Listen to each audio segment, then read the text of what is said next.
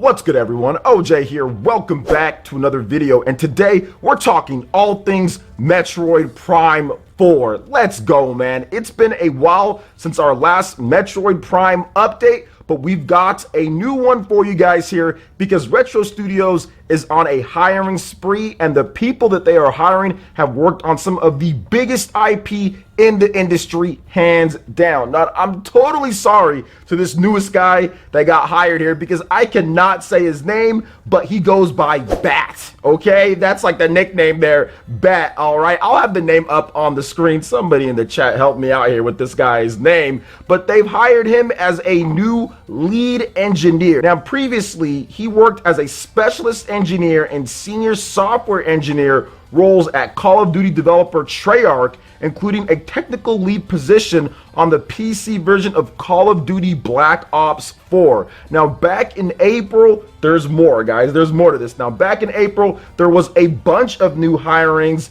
that included Adam Morales, Brian Urich, and Nicholas Wilson. Now, they have worked on the likes of Battlefield Hardline, Shadow of the Tomb Raider, and Borderlands 3, respectively. I mean, that's pretty impressive when you look at it. Now, also, Mark Capers, who previously worked on Super Lucky's Tale at developer Playful, plus other guys. James Beach, he worked on Crysis 3 and DC Universe Online. Stephen Dupree, Donkey Kong Country Tropical Freeze, Kyle Heffley, who worked on Halo. They all joined the studio, and they've been putting in some work when it comes to Metroid Prime 4. So here is my theory with this game. So we'll talk about Metroid Prime 4 first, then we'll get into maybe Metroid Prime Trilogy towards the end here, because I know you guys want an update on that. So Metroid Prime 4, here's what I think is going down. This could potentially be a cross-gen game. I think that they're trying to hire people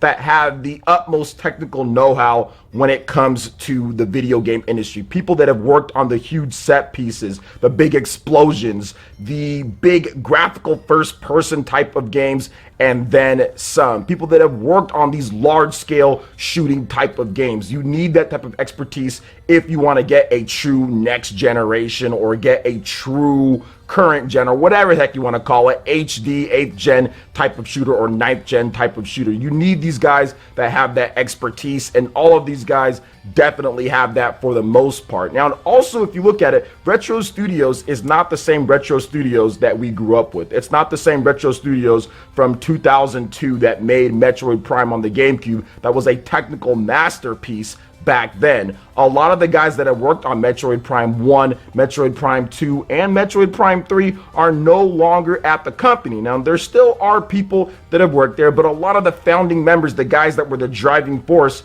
of what Retro did, are actually gone, which maybe has caused issues with Nintendo and their schedule in getting games out.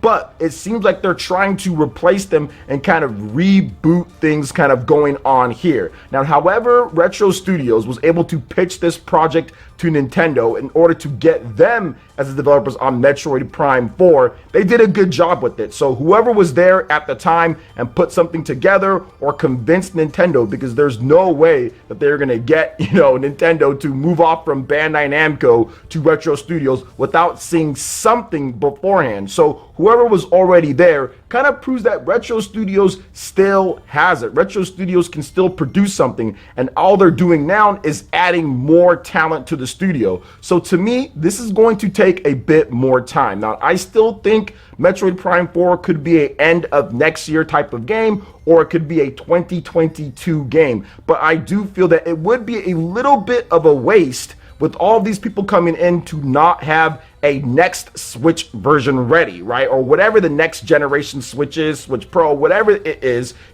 not to have that ready. This is something that I said very similar to Legend of Zelda Breath of the Wild, and people got kind of upset with me there. I said, why would you sit there and leave Legend of Zelda Breath of the Wild only on the Wii U when you can have it on the next system. At the time it was called the NX, have it on the next system and make sure that it's successful with the next system. You have a big killer app, because that was the issue with the Wii U. They put Legend of Zelda Skyward Sword only on the Wii, and then the following year they didn't have that big core title to get people to buy the system right away and to prolong the sales. Now they obviously learned from their mistake there with the Nintendo Switch, because we got Legend of Zelda Breath of the Wild on the Wii U and also on the Switch at the same time. Now, do I think that they're going to hold on to it all the way till the next Switch comes out? No. What they could do is they could have a Switch version of it, then they could have a Nintendo Switch 2 version of it, or they have backwards compatibility, maybe with some graphic updates, kind of like the Smart Delivery. Maybe there's something like that they do. But either way, I want to see this game, if it is going to be coming out in a couple years,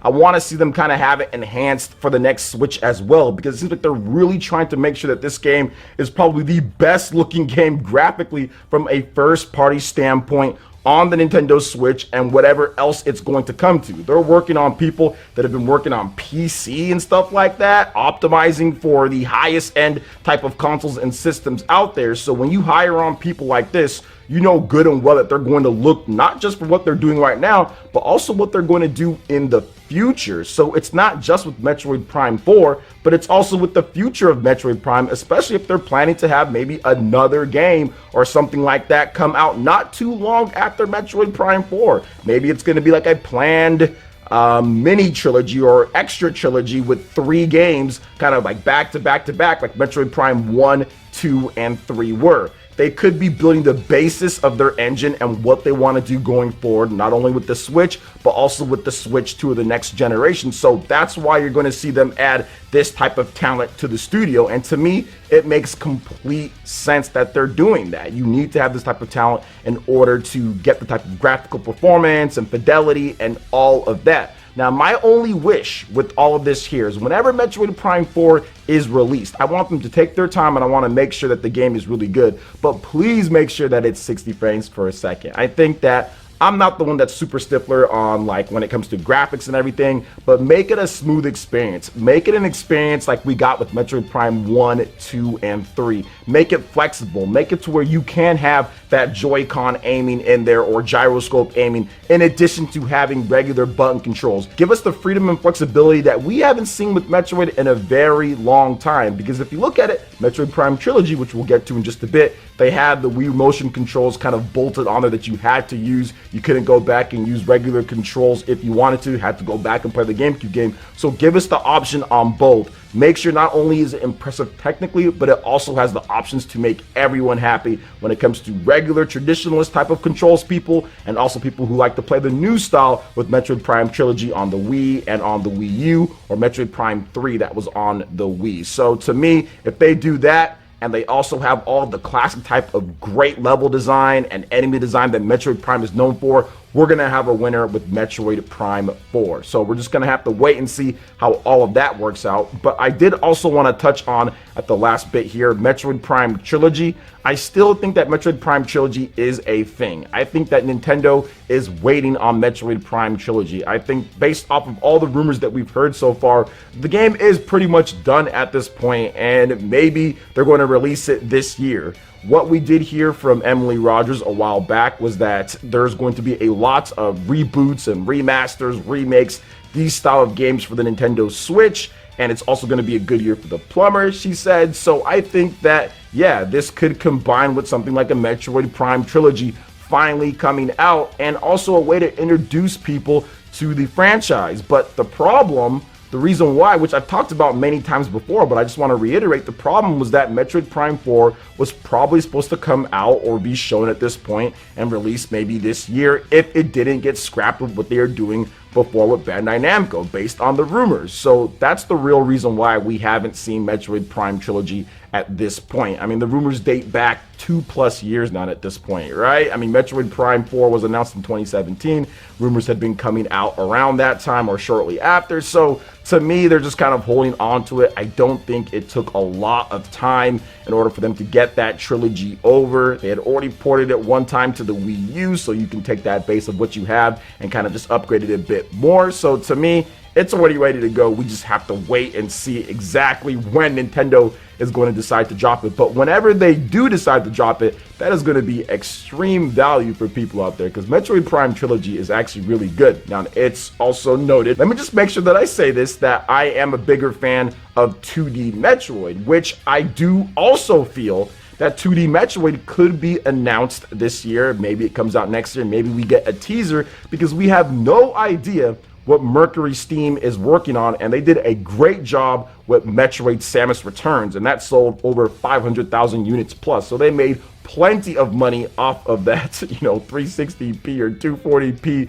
Metroid Prime game on the Nintendo 3DS. Pretty much like the swan song for me when it comes to the 3DS. That was the last game that I really got into. I think the last 3DS game that Nintendo sent me as a review code as well, or a review copy too. So I love that game. So I think that they're probably working on maybe something for the Nintendo Switch, maybe a remake of a previous Metroid game based off of their excellent work that they did with Metroid Samus Returns. But that's also another video for another day, I guess. But it's just something that I have talked about before, and there have been rumors when it comes to a 2D Metroid and a 3D Metroid. So we'll see. Maybe 2021 or 2022 will be very kind to the bounty hunter. It's been a little bit since we've had something, so hopefully Nintendo has something to show off this year when it comes to either a 2D Metroid, a 3D Metroid, or even Metroid Prime Trilogy. So what are you guys' thoughts when it comes to Metroid here, the latest news on Metroid Prime 4,